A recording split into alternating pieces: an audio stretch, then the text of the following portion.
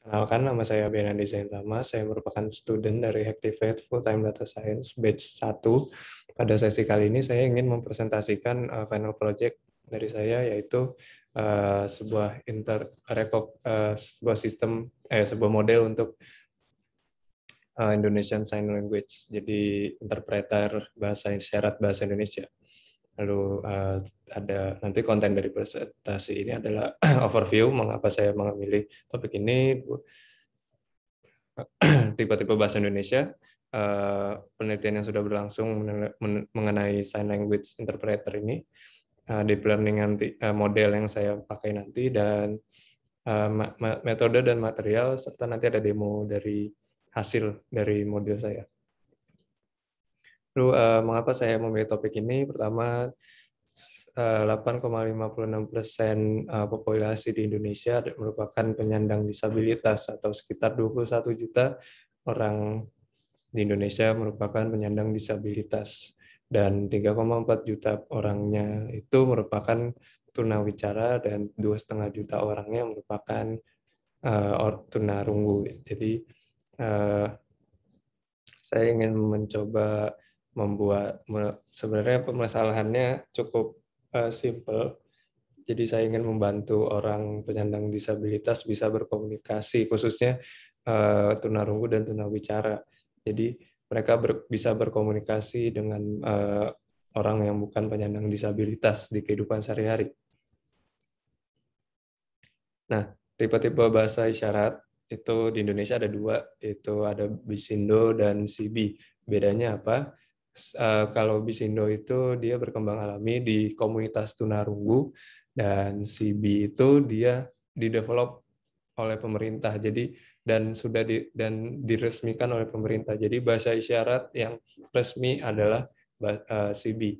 Dan Sibi ini digunakan di sistem pembelajaran di SLB. Nah, kalau gestur secara alfabet dia tuh beda. Jadi kalau CB itu hanya menggunakan satu tangan, dan Bisindo itu menggunakan dua tangan.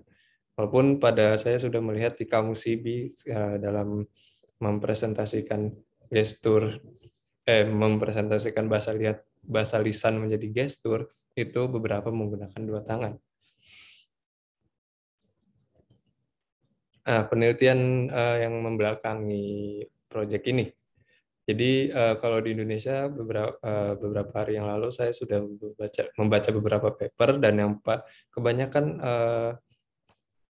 untuk sistem interpretasi bahasa isyarat ini menggunakan object detection, di mana sistemnya itu hanya mendeteksi tangan. Sedangkan misalnya dia sebuah gestur dari isyaratnya itu sebuah gerakan, jadi agak susah untuk mendeteksinya. Nah,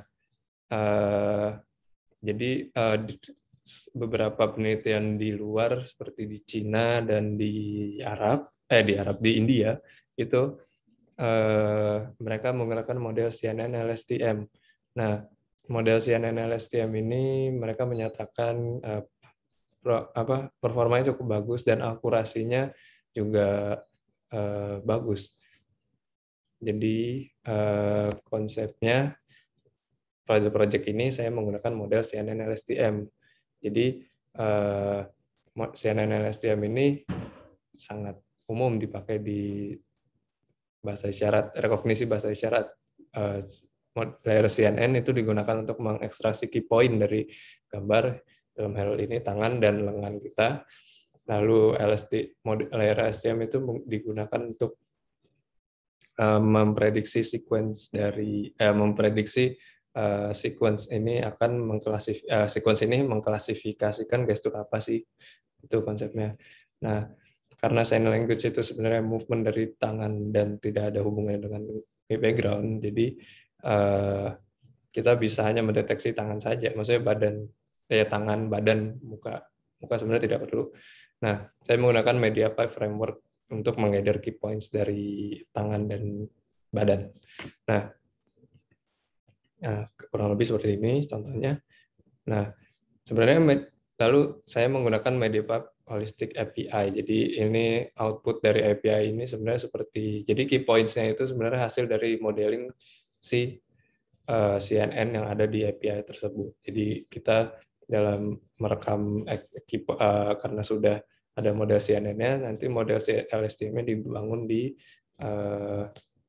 TensorFlow.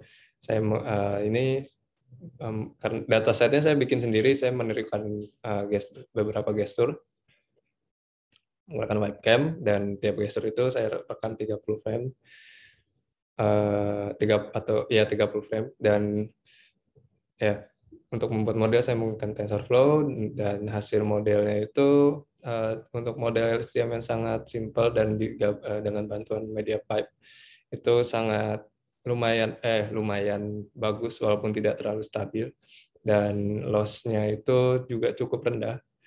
Saya ada demonya ini.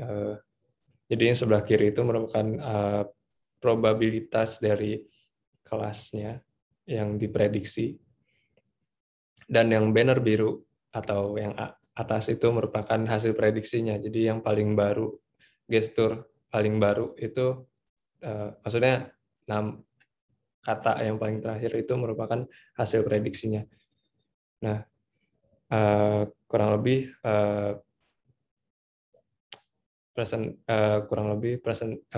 ini terima kasih atas perhatiannya. Kurang lebih mohon maaf. Wassalamualaikum warahmatullahi wabarakatuh.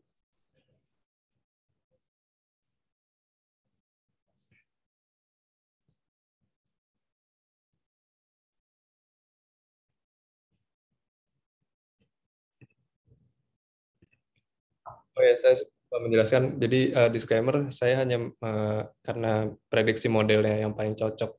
Saya sudah trial and error kelas apa dengan arsitektur model apa itu saya sudah trial and error, dan saya awalnya beberapa kali mencoba 3 kelas lalu menambah kelas dengan arsitektur yang ada, itu tidak cocok ketika kelasnya bertambah menjadi 3, lebih dari 3.